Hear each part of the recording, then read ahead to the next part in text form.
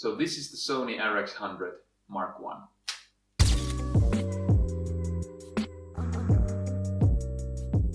This original Sony RX100 came out in 2012, which is what, 11 years ago by now. But I actually got mine just a few weeks ago. So how did I find this camera and why did I get it in 2023? Well, the reason is pretty much, it's you guys. By that I mean the street photography side of YouTube. I think you're all pretty familiar with it if you're watching this video. This name kept popping up, the Sony RX100 and all of its 7 iterations. I think there's 7 by now. But why did I land on the original one? Well, there's a couple of reasons. The first is the price. I got mine just over 100 euros and got some equipment with it, like a little camera bag and stuff like that. And then, well, it's the undeniable quality of the original one. So let's take a further look. But before going into the samples, let's talk about the specs a little. I have a full list of specs in the description, but I'll go over the most important ones right now. The Sony RX100 Mark I is 20.2 megapixels.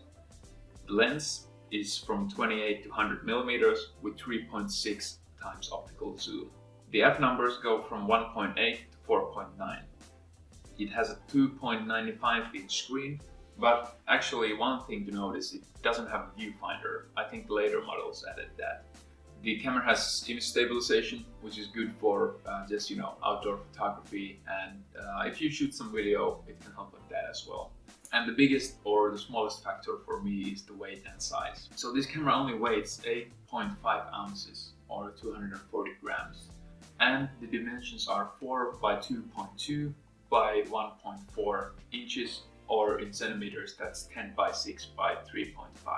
But yeah, it's pretty much the same size as phones nowadays, so it can pretty much fit into any pocket a phone can fit into. But yeah, let's get into the sample photos and videos. I'll include the shoot settings in the photos on the screen so you get a little bit of information about how these pictures were shot.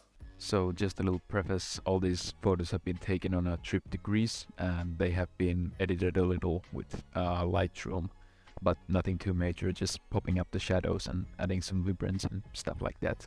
But yeah, let's get into it.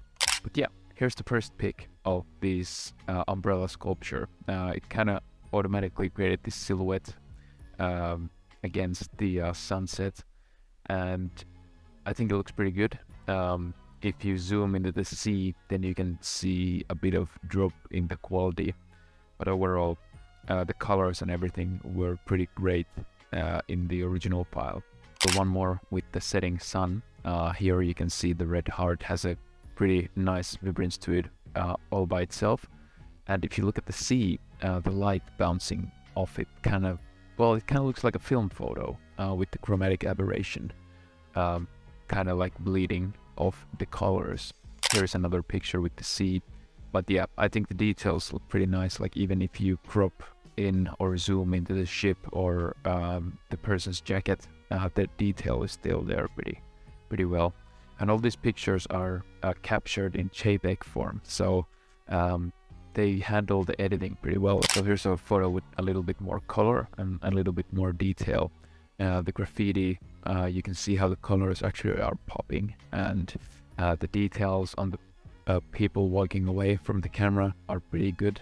This photo was cropped a little, but they still handled the quality pretty well.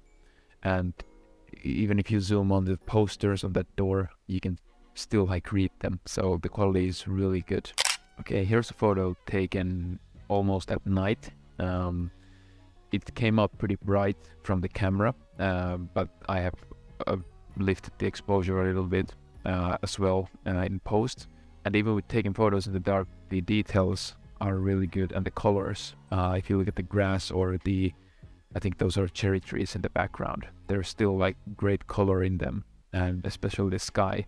It's not like bleak gray, but almost this bluish shade. And I didn't have to do much about it in post either. Here's a sample photo that's kind of about the details the camera can capture. This was just taken in a normally lit like museum, and you can still like see the text really clearly, and like said before, the colors are pretty popping, even though the cigarette packs are mostly white, but the little like accent colors really pop with this camera. And it has this like DSLR type of depth of field, which is, it kind of surprised me, but in a good way, of course.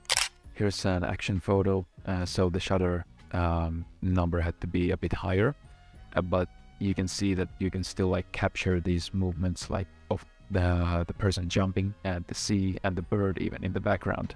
You can see from the rocks, again, the detail is really good. And yeah, it was an overcast day, but even it still manages to get some color in the photo, which is pretty nice. Okay, here's a really like, talking about color, here's a really like pop picture. Just this sample photo, but if you look at the texture of the jeans or even the hands, you can see like how well this like camera captures the like every single little detail, especially when like well lit. So this is a really nice example of that. I have to admit that night photography is kind of difficult with this camera. Even if you like change the shooting modes, shutter or aperture priority, it still can be a bit of a challenge. The image stabilization kind of helps with like long exposure photos, but here's just an example how like just a little snapshot. But yeah, I also wanted to add this like low light example in the video as well. So those were the samples, and if I go into a little verdict before ending, I think I'm in love with this camera. And the reason is this Sony RX100 Mark I really packs a punch despite its small size and the old age, it coming out in 2012. In my opinion, it's still definitely worth getting in 2023.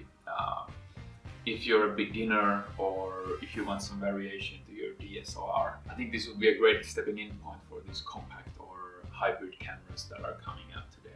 Of course, you have to acknowledge the limitations that an older camera has regarding its specs and compatibility and stuff like that. But I think this camera is great for leisure, let's say it like that. Like, if you just want to go out and shoot, this is the camera for that. Thanks for watching the video, and if you get this far, say 2012.